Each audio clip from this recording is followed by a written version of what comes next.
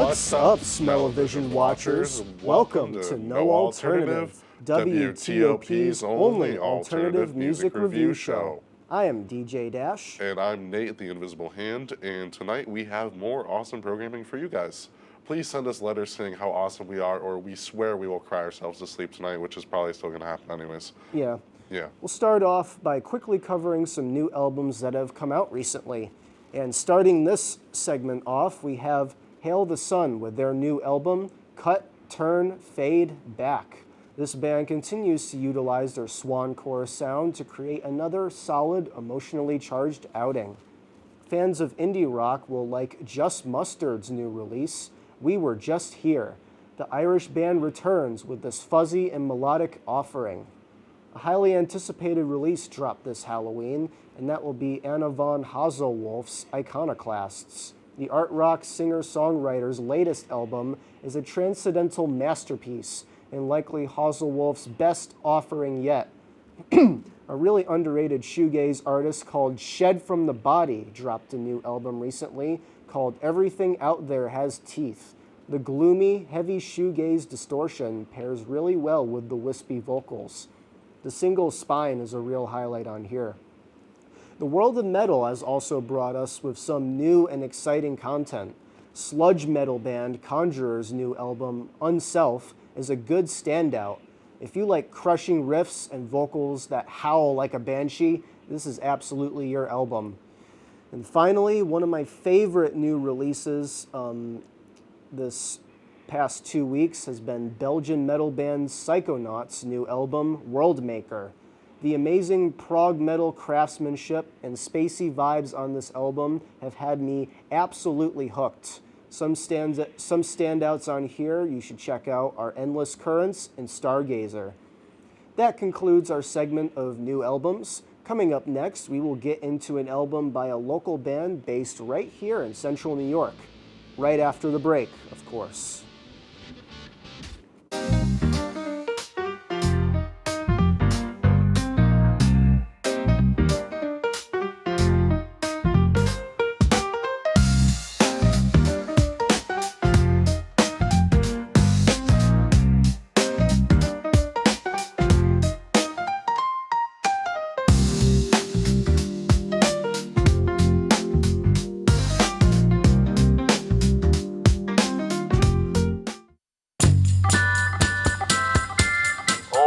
But I would have liked to see more on, Putin or something. I don't think he's very nice. He's so annoying, and he's not very funny either. He got that hot dog at one time. I don't know why he would do such a thing. I'm not sure why he's still playing a Nintendo Wii. The Nintendo Wii is so old. I've tried reporting him like 600 times, and nobody's answering my phone calls. Welcome back to the DK Experience. Go back to your job. Every NFL fan had prayed for the last 15 days. Baby. Writing a letter to the NFL fans? Get out of here with that. Let me finish. No, finish. Stop. Johnny Manziel, that guy, he's a loser. No, that's...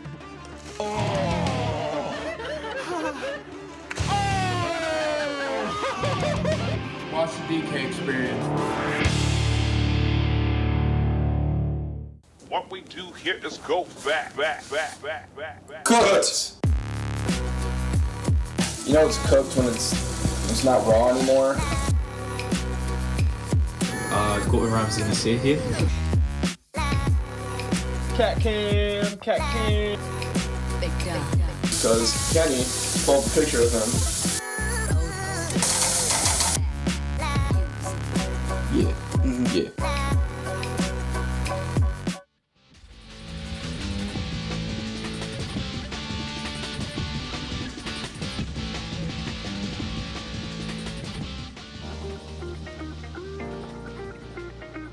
What's up, music lovers? Welcome back to No Alternative. I'm so jolly to be reviewing this album that I'm just laughing on set because this is such an amazing opportunity I've been given.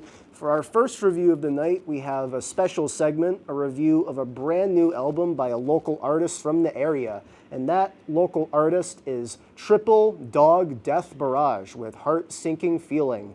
So some background, as always. Triple Dog Death Barrage is a very new shoegaze band hailing from Syracuse, New York.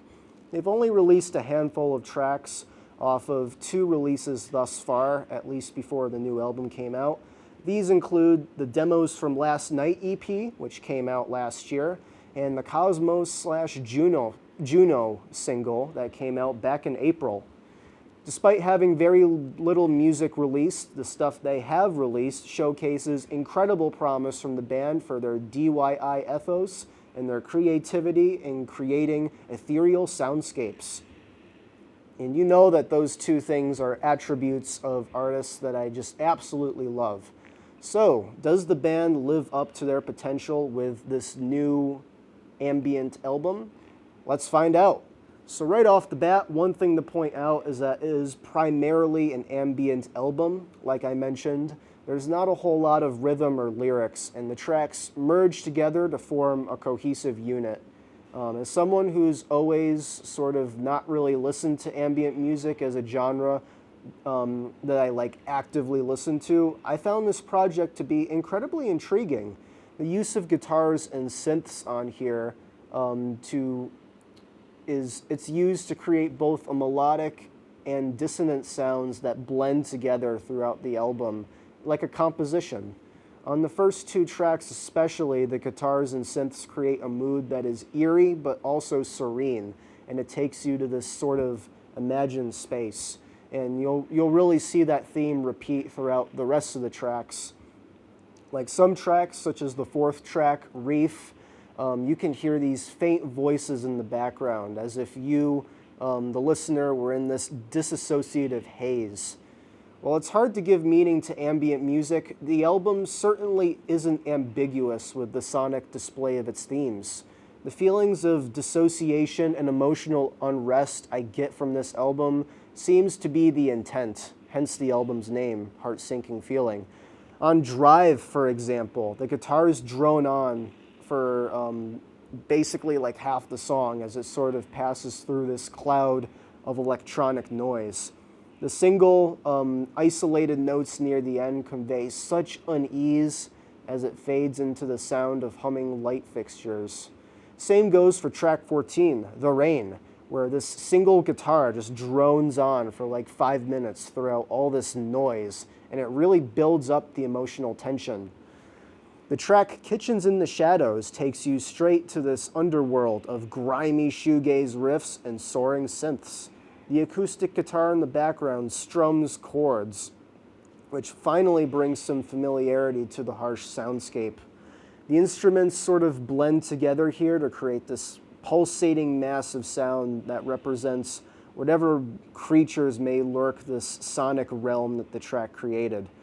Acoustic guitar chords buried by noise is particularly common on the latter half of the album, such as on Cycle 1, the 9th track, where nostalgic melodies can be heard faintly in the densely layered sonic jungle.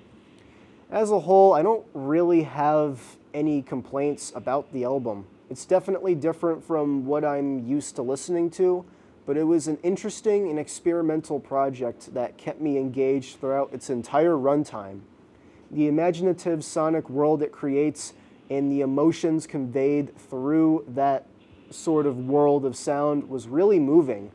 It was a very experimental project by a relatively up-and-coming band that thankfully hit the mark.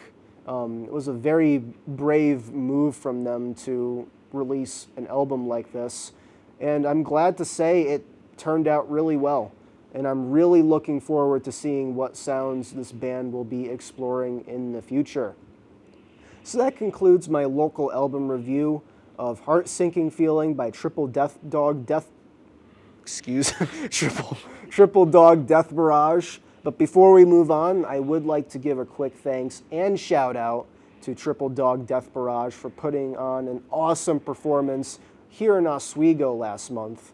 It was really awesome. They played lots of great tunes. And also, thank you for sending me this new album of theirs, pre-release for me to review. You guys are awesome. They also had this pretty cool merch line at their show, such as this one-of-one handmade fabric print, as you see pinned to my desk in my dorm.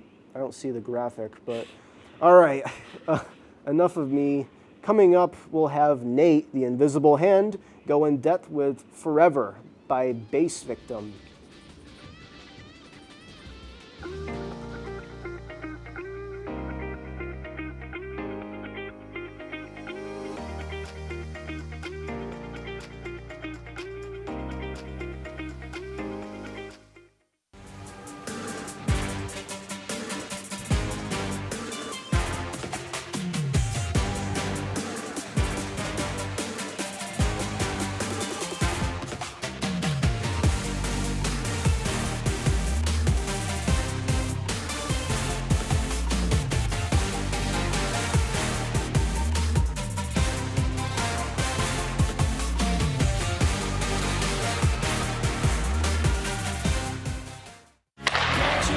If it's hockey, It's what they score! it's on Hockey Talk. It's over! Join Rob Finger and his panel of guests Their behavior against easy teams, how do you lose to the Bruins twice? as they take you through the hockey world. We welcome you with open arms. Tune into Hockey Talk, Mondays at 9:30 after East Coast hockey games, only on WTOP.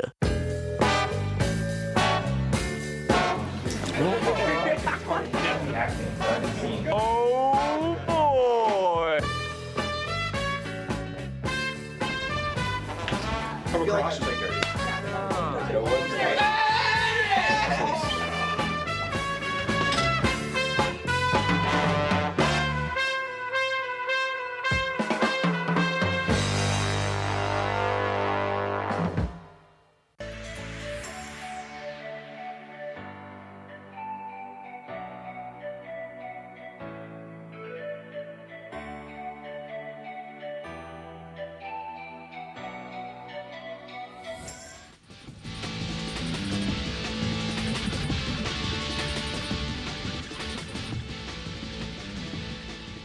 Welcome back to No Alternative, Oswego's one and only option for all things alternative. I'm Nate, and by my side is the ever so wonderful DJ Dash. Hi, I'm DJ Dash, and I'm here.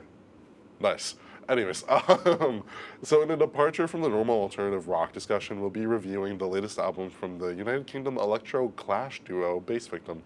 Their latest release, Forever, is a departure from the hedonistic indie sleaze sound, which was the main driving force behind their bass punk albums and early singles. The best way I can describe the new sound is liminal and hazy. Listening to Forever captures this anxious feeling that I often get trying to remember something from my childhood. It was a treat to listen to, but I found myself wishing that they stuck to their old sound. On Bass Punk and Bass Punk 2, there was this urgency and dense sound with very apathetic vocals, which really defined the duo's work. Bass Punk was a lot more aspirational and willing to be eclectic, while Bass Punk 2 just kind of reinvented the electronic wheel from groups like Crystal Castles and Snow Strippers without challenging the genre. I would say that this is where the issue lies with the duo's reception. Bass Victim's first release, Bass Punk, felt like its own thing and was garnering a lot of attention online for the duo's similarity to some of the great acts in the electroclash genre, but the similarities soon turned into blatant inspiration. It's like the equivalent of copying someone's homework without changing any of their answers or building on any concepts. Fans were dissatisfied with the direction that the group took after the first album, and their latest release, Forever, holds the same sentiment.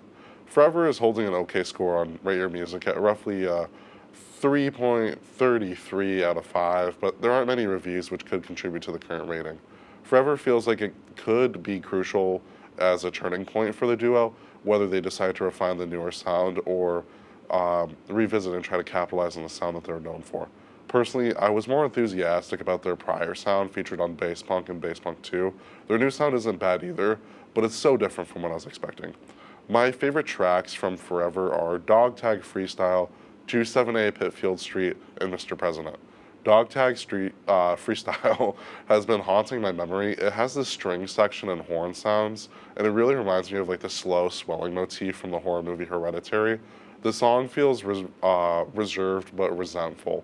It also has that same signature vocal performance from the duo's earlier records. 27A Pitfield Street feels like drifting off while riding on an empty bus. It's really a drone-heavy song with a nice rhythmic flow with the vocal performance. It feels like the perfect song to watch cars passing by outside of your window. It reminds me of a rainy day where you don't want to do much at all. And Mr. President is probably my favorite song off of the album. It sounds happy at the beginning, but it slowly builds to this like manic sound as the song progresses. It feels like a faraway memory, and frankly reminds me of the album Stranger from Young Lean. The detached yet hyper-aware lyrics over a childlike instrumentation will always give me chills. I don't think Forever by Bass Victim is for everyone. Frankly, electro clash is a genre that I want to see be revived, but I don't think Bass Victim will be a cornerstone of the movement. I don't hate this album as it has some pretty good moments on it. It's just nothing to write home about. I'm indifferent to the direction that Bass Victim decided to take on Forever. The album feels like ordering food from your favorite restaurant, getting the wrong order, but somehow it's still enjoyable. Forever by Bass Victim, sorry. It scores a 50 out of 100 on No Alternative. And we'll be right back with the review of the classic album, Turn on the Bright Lights by Interpol, right after these messages. Right. When you look at the number of disasters in the U.S., chances are every area will deal with some kind of emergency in the next decade. And between school, sports, and social lives, chances are you won't be with your kids when it happens. Will they know what to do? Ready.gov/kids has the educational tools and information to make the conversation easy. When the time comes, chances are they'll feel prepared, not scared. So talk with your family today.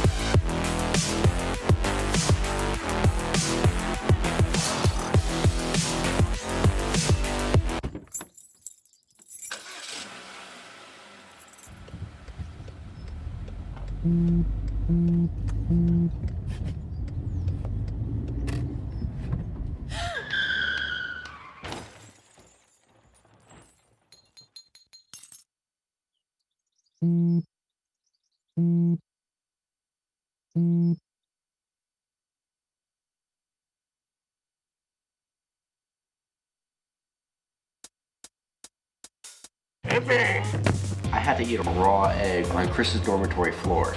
I currently don't have any federal pending charges.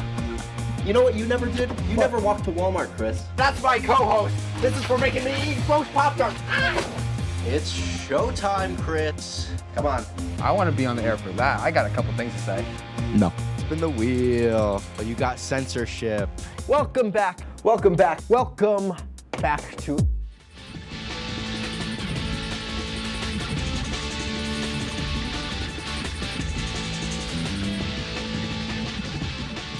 Welcome back.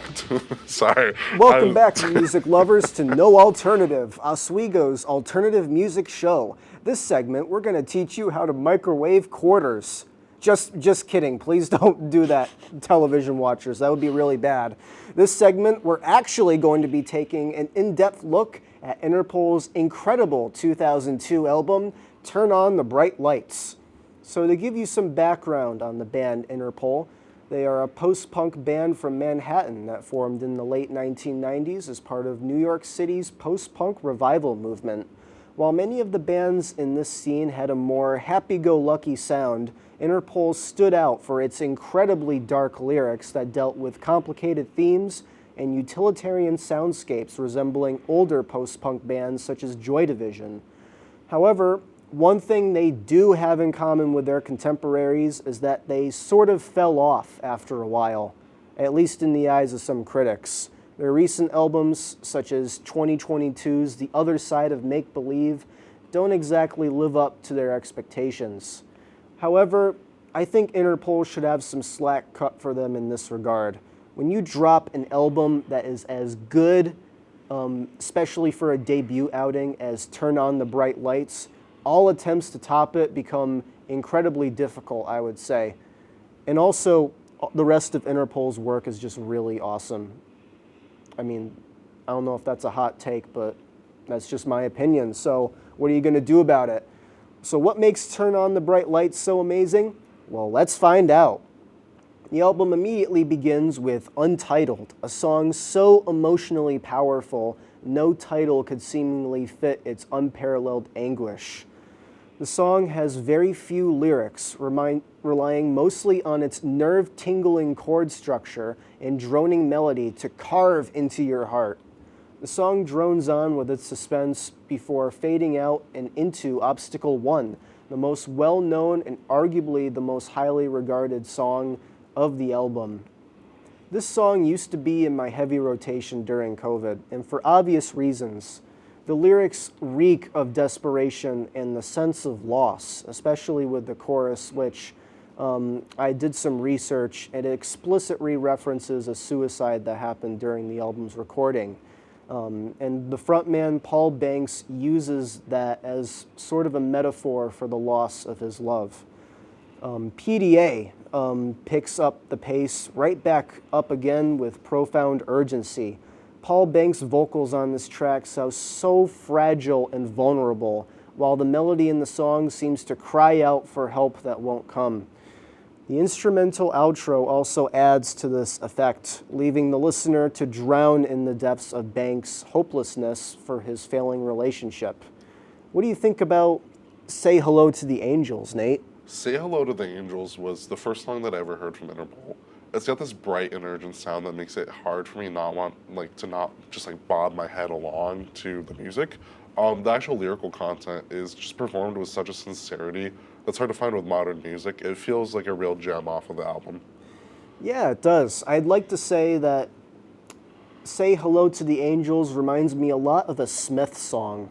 Its rhythm and melody is sort of jangly, but it still implies the same sonic harshness of other Interpol songs. Now, I may be spoiling my final ranking here just a little bit, but Turn On the Bright Lights truly has no skips. It's a rare example of an album where every song sounds near perfect. There are some underwhelming cuts on here, but even such cuts like Hands Away and Obstacle 2 convey an incredible level of emotion through its cold soundscapes and poetic lyrics. I found that I really enjoyed this album a lot more than I expected to. So I'd listened to Say Hello to the Angels on its own for a while until we talked about reviewing the album for the show. And I thought, you know what, I like the one song that I've heard. I'm sure the whole thing is going to be great. So I guess my favorite song, new favorite song on the album has to be Stella Was a Diver and She Was Always Down. It feels like just one of those great ballads that escapes the flow of time. The 6-minute runtime flies by and keeps my attention the whole time. The song also transitions well into the next song, Roland. Yeah, Roland is a surprisingly heavy song, abrasive even compared to the rest of the album. The song and its sinister lyrics are widely believed to be inspired by Polish serial killer Karol Kot, who terrorized the city of Krakow in the mid-1960s. The lyrics read like Banks is describing his crazy friend, quote-unquote, a butcher who has 16 knives, and a conversation with another person in a way that one might talk about an eccentric or a crazy person that they previously knew. I feel I've been there before. You've been there, right, Nate? Oh, for sure. So talking about all the strange and messed up people I've known in my life, it's like a way of sounding interesting, and having the lyrics read like a conversation really emphasize that purpose. So after Roland, the final 2 tracks off of this album are probably some of my favorite songs of all time at this point. The New takes everything I love about Interpol and fits it perfectly into one 6-minute masterpiece. Angsty lyrics, melancholic melodies, and a cold, harsh sound palette that is just And Leif Erikson, the closing track, serves as the falling action to The New's insane climax, like the end of a film. It lyrically and sonically provides a sense of closure to the album. The lyrics on Leif Erikson portray Banks numb from the pain of his situationship. The last line, "My love is subliminal," finishes the record with some hope, as maybe the love for his partner is there after all, just not at the surface yet. So talking about the full album, it's an incredible exercise in writing pain into sound and words. And the bleak instrumentation and the utilitarian soundscape goes insanely well with the poignant lyrics. And obviously, I'll admit that there's that layer of, oh, I relate to this on my end from being in situationships over the years that make this album stand out more. But even still, anyone can listen to this and be moved by it. Absolutely amazing album. I am giving it a 95 out of 100. Wouldn't you agree, Nate? I quite agree. And honestly, we're approaching the end of our show, but coming up after the break, we'll have one final segment for you where we'll update our No Alternative music diary.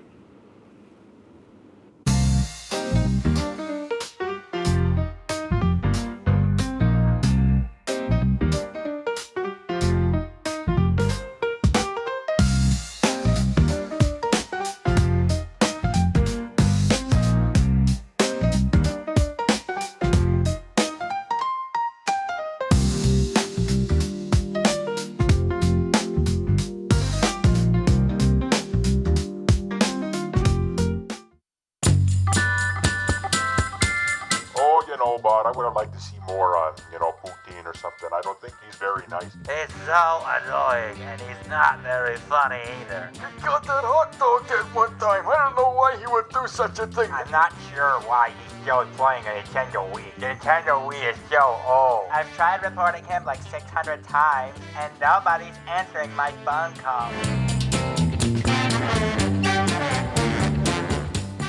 Welcome back to the DK experience. Go back to your job. Every NFL fan I've played for the last 15 games. They beat. Writing a letter to the NFL fans? Get out of here with that. Let me finish. No, let me finish. Stop. Johnny Manziel, that guy, he's a loser. No, that's.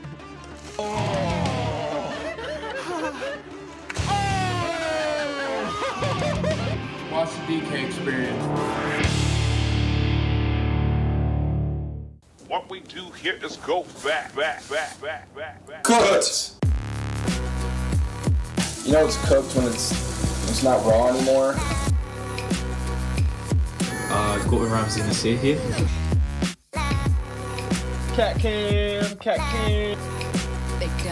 Because Kenny pulled a picture of him. Yeah.